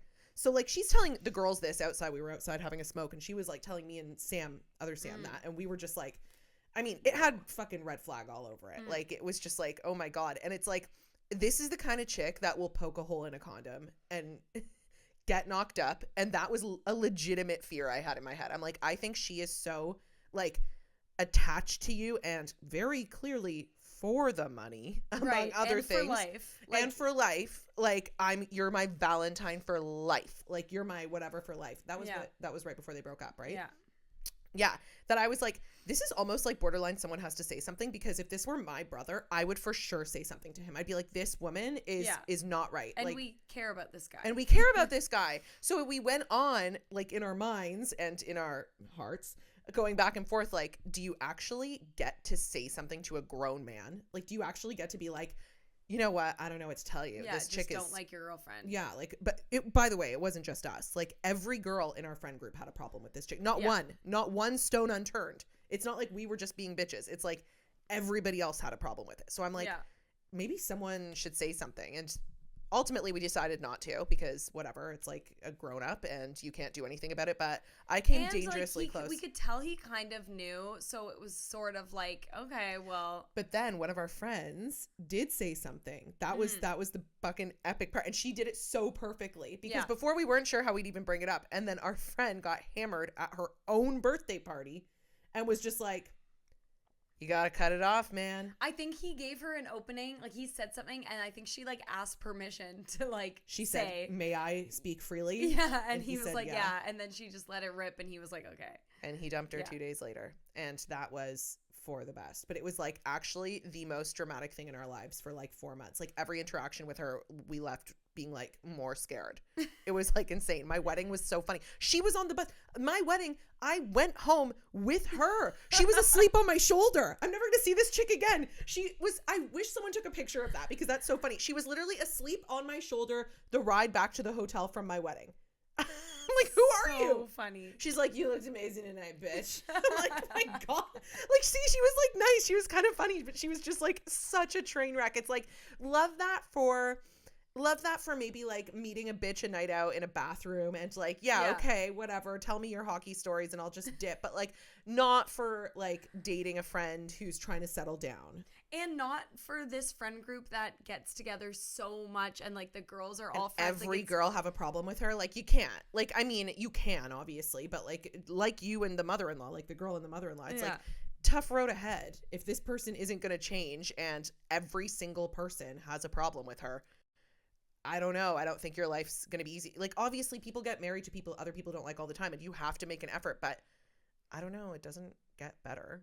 No, it was a very abrasive personality. Like, it wasn't it was like more than not liking someone, because it's like we said, she like, I don't even know if not liking her was the problem. It was like not, I don't know why I can't think of the word. It's like a synonym for like uncomfortable. Like, it just was like every interaction was like a slog. You know, like it just not easy to converse with, because it was a monologue she was giving for the third time that week. And you don't know how to stop. Like, how do you stop a drunk person in the middle of a monologue that you've already heard? You're like, oh, I think I've heard this one before. And it was like no questions about you. That was the other thing. It was like, if someone asked, it was like the taking every conversation away from the people who are talking so that she can say something that like kind of relates, but you're like, okay, that doesn't relate, and I was trying to have a real conversation, so I hate that now you've interrupted. Yeah. You've made it so that now I'm looking at you, and the person who initially asked me the question has like moved along because they don't want to be in the conversation you just took from my conversation. Like, yeah, it was just like those types of like it was just hard to be around. Yeah. It was just honestly exhausting. Yes. I think that is what it was. It was an annoying thing to be around, but it's not like, oh, I actually have like, I don't have any malice towards this person. And you don't realize how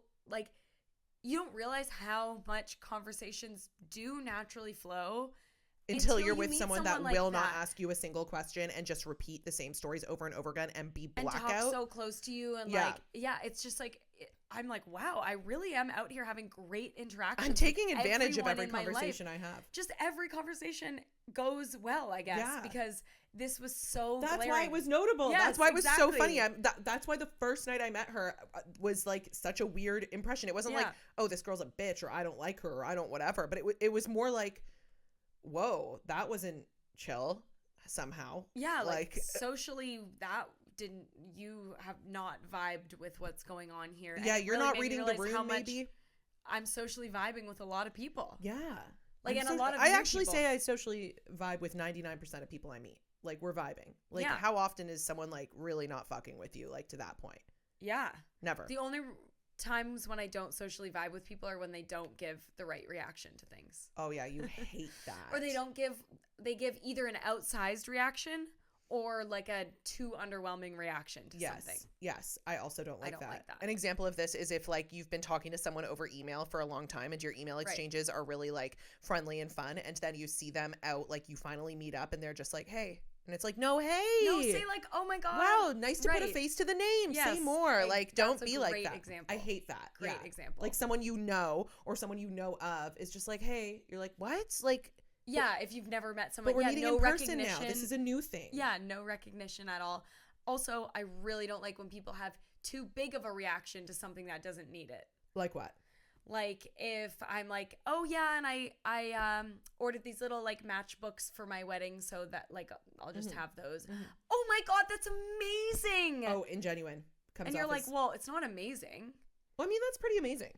Did you do that? Maybe that didn't happen, that interaction, but I was trying to think of something there where you'd be like, oh, that's cute. Oh, how about, like kind of like I'd be curious to know myself. What did that chick say that to when I was working at Planta? Oh, yeah. Oh my God. I'd be curious to know myself. No, that's cute. That's like getting involved in the conversation. I know, that's but like, it was something that like wasn't like that.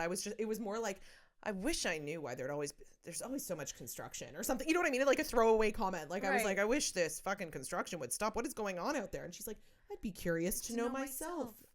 That is a cute cute reaction. Honestly, you know what? As someone who despises, like one of my biggest pet peeves ever, and it's crazy that I'm marrying someone who does this, but I cannot deal with someone letting like some like a sentence just hang in the air. Like, so if I go like, oh my God, it's really cold down here, and you don't say like, yeah, it like bothers, like it hurts me. Like I need someone to go or anything. Like if I'm making an observation, it needs to be acknowledged. Okay, that makes sense. I really don't like when people. Why would someone not acknowledge that? No, people don't.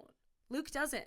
Luke was really bad at that. Okay, but Luke also is kind of like a binary system. Like he is like 0011. He's like, that does not apply to anything. Yeah. I don't need to respond to that. No, like, and he is like the worst I've ever seen of not responding. Like he doesn't respond to things that do need a response. Like I understand. Happy like, birthday. A lot of people like. No, I'll ask him a question that needs an answer. Like, oh, do you want this for dinner or this? And then I'll go, and then there'll be a long pause, and I'll go, Luke. And I'll go, oh, chicken. And I'm like, my dad does that. But why didn't you just answer? Like, why did I need to then say your name? Because he was doing something else, He was doing something else. But then that's one example. My dad can do this thing where he answers a question, I'm not kidding, 5 minutes later. Yes, Luke does that. That is ADD. Like my dad, I'll be like, okay, are we going? And then like I'll be doing something else, and then I'll be on my phone, and I'll be like, I'm used to it because obviously it's my dad. I know, and I'm getting used to it now. Yeah, and then he'll just be like, yeah, we're going, right? And I'm like, so that was just clocked. You just held it up here until you could say. I always say to Luke, like, he's like a Microsoft, like, or he's like a PC and I'm like a Mac. Because when that was like new technology, the thing that was like different from PC and Mac is that PC had to finish the first thing it was doing before it can do the next task. Like I'm sure that's not the case anymore. Yeah. But one of the things that was cool about Mac, I remember my brother telling me this, is that like Macs could do multiple things and they didn't need to first complete the first task. Yes. And Luke is like that. It's like, yeah, if he's doing something, the first task needs to be completed, but he'll hold, like a computer, he'll hold what the second task is, which is answering me. Yes. So it's not like I have to repeat myself, which I think that's helped me get over this, because what would be annoying is I fucking hate repeating myself. Yeah. So at least I'm just like, oh, I'm going to get that answer at some point. Or a lot of the times, if he takes too long, I just go too late and I just choose. Yeah. And it's like, too bad. If you don't direct your attention here, I'm going to choose for you, or the time has passed. But if it is something I actually need his answer for, I have to be okay with like him computing the first thing he was doing. Yes. And whatever. But there's another point. There's a different, that's one part of this. Okay. There's the part where you just don't acknowledge. Uh-huh. And he is bad at not, like, so if I say, it's cold down here, he already is like, I don't need to say anything to that. Okay. But there are sometimes things where I say he does need to give me a response, and I still need to ask, or no, he'll take it in as like, oh yeah, that's like interesting what she said. Yeah. And I'll be like, that was interesting what I said. And he's like, oh, I know. And I'm like, no, say that. So it's like he still is listening. Right. He thinks actually it was cool that I said that. Yeah. But he doesn't translate into the like, oh, yeah, cool. Like he doesn't even just go, you're right. Right? But he'll think you're right. Yes. Like if I ask for a response, he'll be like, I know, you're so right. And I'm like, no, so you need to just say that. That's what needs to happen here. And I hate it. And I hate when I will always be the person to acknowledge, like if someone random says like, oh, I thought it was going to be sunnier out, I'll always be like, yeah. Yeah. Because I also thought that. I hate if someone just says something and no one says it. That makes me so sad. Honestly, it would never cross my mind to not respond to someone who's speaking. I know. And you know what's unfortunate? What? They do say this is a precursor to divorce. Who? It's like a known precursor to divorce. Because who's they and what? Well, the Gottmans. Pardon me? So it's a theory by these two couples therapists, like famous couples therapists called the Gottmans. They're married. Okay. Like John Gottman or something. Okay. And his wife. And I'm so sorry, I don't remember her name. And they coined it. It's called like bids for affection or something. Okay. And by saying these little things like, oh, that's a bird, like, you know, someone is supposed to be like, yeah, and just because I'm trying to connect with, it doesn't matter what I'm saying, I'm trying to like get your attention, I'm trying to say something to you, and someone's willingness to like go there and like listen to what you said or agree or disagree or just like engage in your dumb little thoughts is a really good sign for like the health of your relationship. Yes. Okay. Fair. Yeah. I will say on the flip side. But some people have ADHD. Okay. Yes. Yeah. Some people have ADHD and some people are so fucking annoying like me. Well, yes. Where if Joe couldn't tune me out, I think he would actually go to a mental asylum. Like if he could not turn me off, like I'm just bouncing around the house. I'm going, you know what I'm going. Oh, horticulture botanist. Of course. I mean, I had to tune you out too. Yeah, you understand. Well, it was like it's more that I just was like, I can only respond to like 5 out of 10 of these things. Yeah, and I'm gonna respond to 5. No, you do. Obviously, you do better than any man could. Oh, thank you. Of course. Maybe I respond to a few more than 5. Yeah, depends on the day. It depends if you were in a silly mood too. Yeah, but true. Like I'm always in a silly mood usually, unless I'm suffering from crippling depression, which even then, sometimes I can still pull my socks up and do a little bit jig. But anyway, yeah, like so it's kind of like, yes, I agree on the whole, couples should engage with each other in their little whimsical thoughts and whatnot, especially if you're not getting enough and this is now a metric that you're clocking, like, oh my god, he hasn't answered me in like 3 things. Like, yeah, of course that's bad, but I don't think it's like horrible if like sometimes Joe's like sometimes like I'm on my computer and Joe's saying something to me and he's like, and I thought the Leafs were going to make this trade because this, and I'm like, what? Okay. Yeah. Like, why are you saying that to me? But then on the flip side, it's like, he's like, fuck you. Do you know how many stupid things you say to me a day that you get so mad when I don't respond to? And I'm like, it's true. I guess if you're living together, it's like, how could you possibly? I can't listen to everything you have to say, man. Like some things I just don't care and about. If you're already someone who doesn't like, isn't an over responder like me. Yeah. He's like, oh, that literally didn't need a response. And it's like, you're right. It didn't. Okay, but yeah, I can understand that that's just annoying separately. That I don't think that's a precursor for divorce annoying, but I think that's just like, if you're like, it's cold down here and someone's not responding, you're just like, hello? Like, that's just agree or disagree. Please, that's just annoying. Hello? No, do you know the best story? Sorry, right before we log off, because I want to go outside and have a drink in the sun. Yeah. Oh, it's 5. It's 5:09. Perfect. We always know. We always do know. But I was going to say, when after my 30th birthday, I was so violently hungover, me and Joe, and it was so brutal because I preemptively hired a cleaner to clean the house because it was my parents' house and I knew I wouldn't do a good enough job because it was COVID too. So we had to do it at like a house, couldn't do it in our condo, whatever. And and at the end of COVID, sorry, I should mention it was 2022. So it was the end of COVID, but the laws were still kind of like annoying, like 10 people, like whatever. And I think either way, you just wanted a bigger space. I wanted a fucking bigger party. Yeah. And like people would watch if it was like in a condo or whatever. So anyway, whatever. So the next morning I woke up so violently hungover and I didn't know if Luke was there or if he left. Because remember, you left before Luke like whatever. And we were just lying on the couch outside while the cleaning lady was like doing her shit inside. And Joe goes, I wonder if Luke's here. Like, we didn't know if he was in the house, like if he slept in the basement or something. And I don't know how, like, I don't know what fucking went wrong in my brain. Like, you know, when you're hungover, you're fucked, like mentally. I just responded as if I was picking up the phone. Like, he goes, I wonder if Luke's here. And I went, hello? And he was like, what? And I was like, oh no. What? What happened there? He was like, hello? I'm like, no. No, hello. No, not hello. No. It's fine. I don't know if he's here either. It was so crazy. Is it because he spoke out of nowhere? Yeah, like, it must have been. I think we were just like two zombies on the couch and he was just like, I wonder if Luke's here. And I was just like, hello?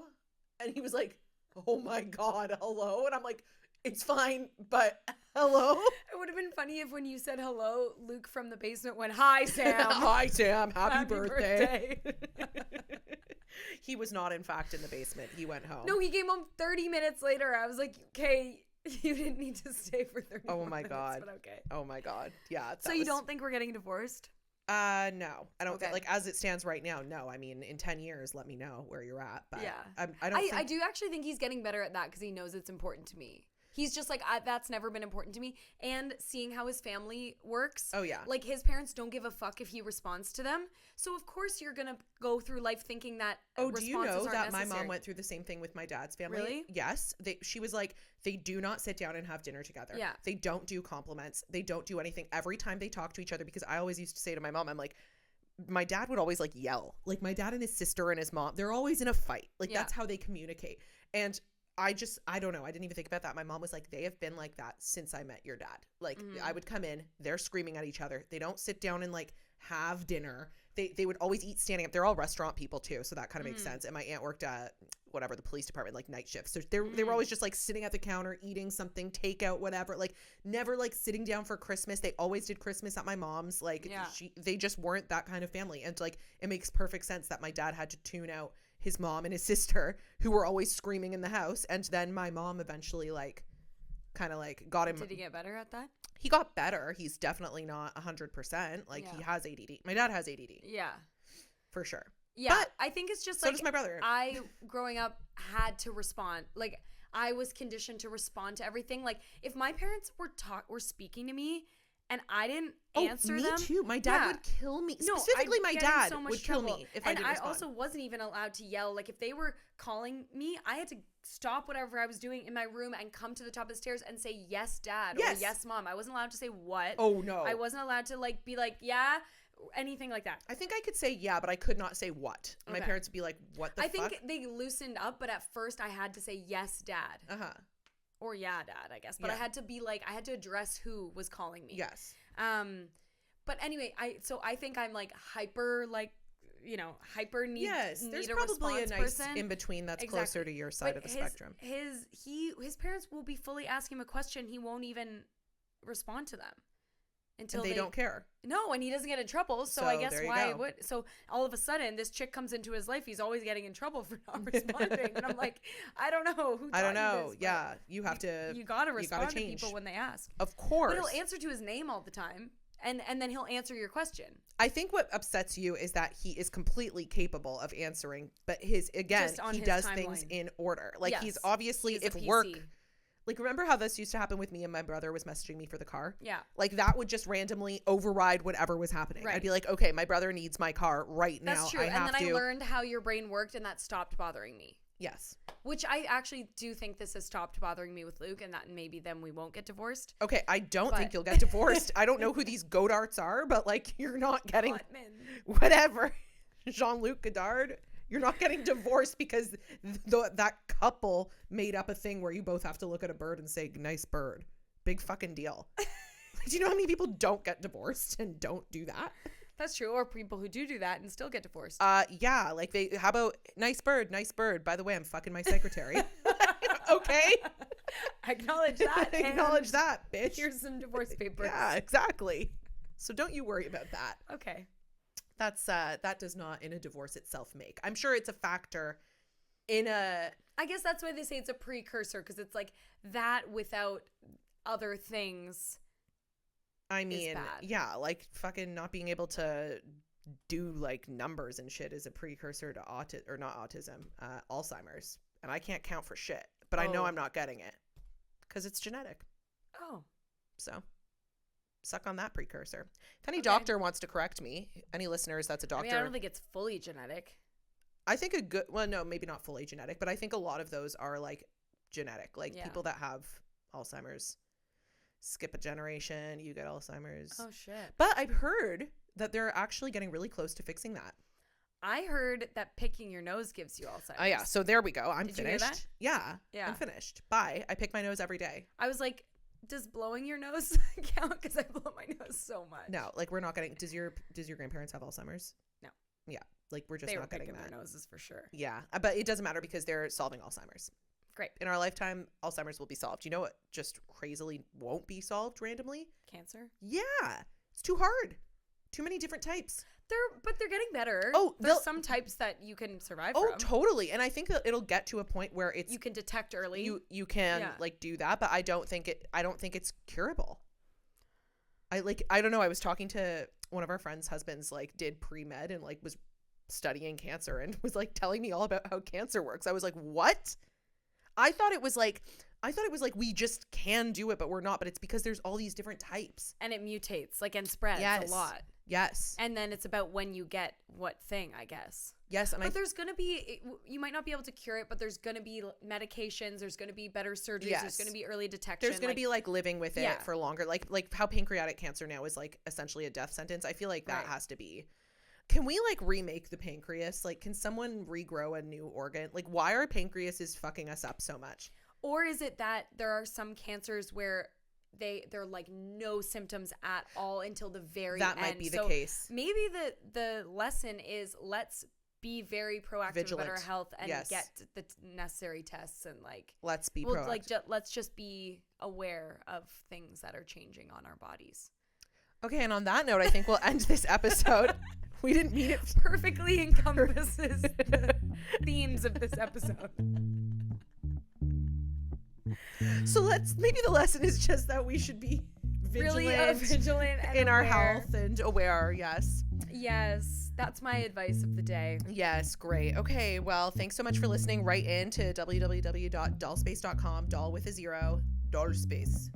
Dollspace.com. .com. Adam